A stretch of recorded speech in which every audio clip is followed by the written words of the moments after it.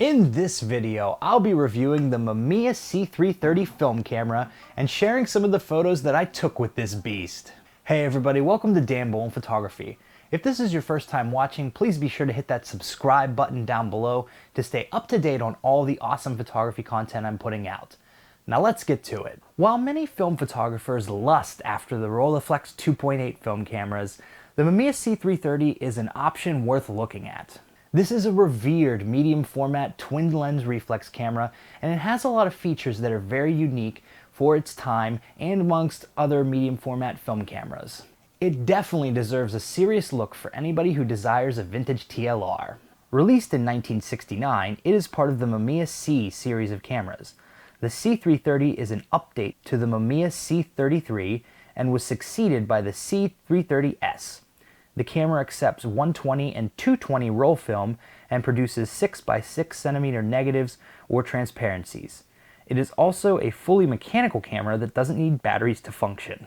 Mamiya created this system with the intention of attracting professional photographers. The design of the Mamiya C series has a lot of features that are unique for medium format TLR film cameras. So we're going to talk about some of those features and why it's such a special camera. First, it's important to note that this is one of the only medium format twin lens reflex cameras that has interchangeable lenses. There are 7 different focal lengths available, ranging from 55mm wide angle to 250mm telephoto. The standard lens for this camera is the 80mm f2.8, which is the one I have. I've listed and linked all of the 7 lenses in the description box below, so check those out. Another one of the really unique features of the Mamiya C330 is the rack and pinion bellows focusing system. So this kind of focusing system, which extends the lens outward like so, allows for extreme close-up photography without the use of expensive attachments. So you can get very close with this, up to like several inches away from your subject. Now you do have to correct for parallax and exposure.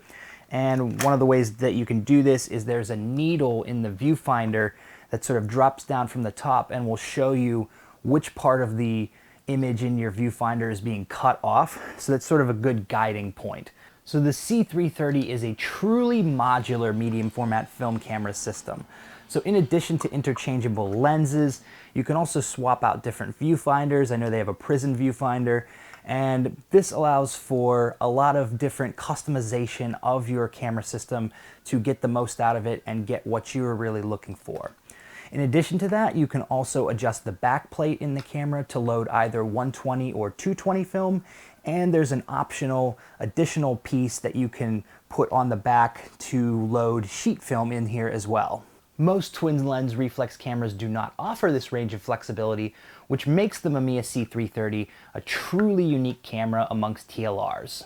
So let's talk about how to load film into your Mamiya C330. So before loading your film, be sure to check that the pressure plate on the back is set to the proper film that you're using. So in my case, I'm going to be loading 120 film, and you also want to make sure that the dial on the side is set to the single exposure.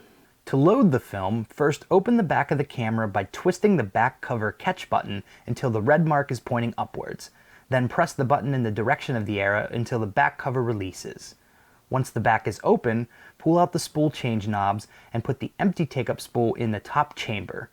Release the spool change knob on the top chamber until the take-up spool is securely in place.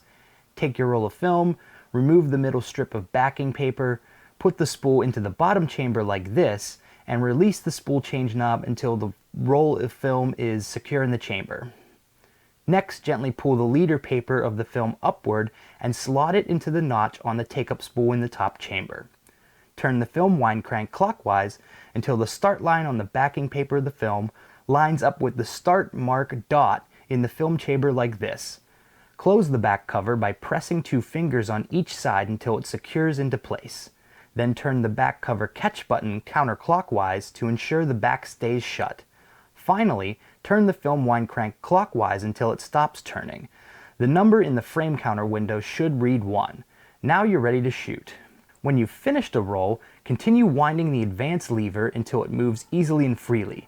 Then simply open up the back and remove the film spool. Once you've removed your film from the camera, you want to make sure that you secure it and seal it up and then put it in a dark place. One thing I like to use is these film cases to just make sure that the film doesn't become exposed to light, which could ruin your film. You can set your aperture and shutter speed via the rings on the taking lens. Shutter speeds range from 1/500th of a second up to 1 second, and bulb mode for longer exposures. Keep in mind that this camera doesn't have a built-in light meter, so what I do is I actually use a light meter app on my phone to get the settings. Now let's talk about focusing. Adjust the bar on the left side to match the focal length of your camera. You can do this by sliding off the black cap and rotating the bar until you have selected the correct focal length. Focus your lens by turning the knob on the front of the camera until the image is sharp in the viewfinder.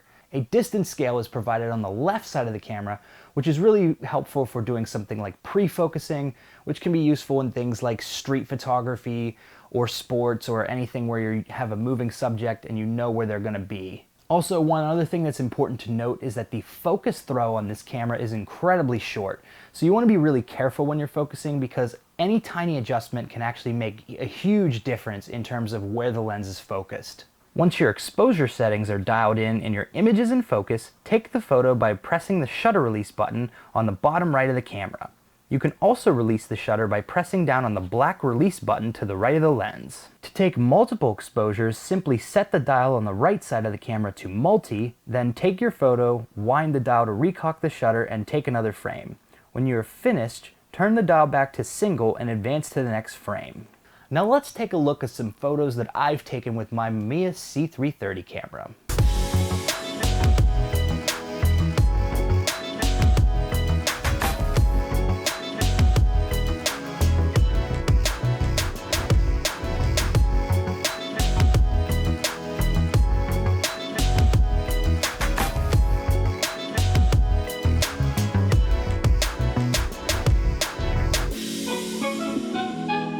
So be sure to check out some of the other videos on my channel. I do a lot of other gear reviews and videos about film photography and portrait photography. And also be sure to check out my email listserv.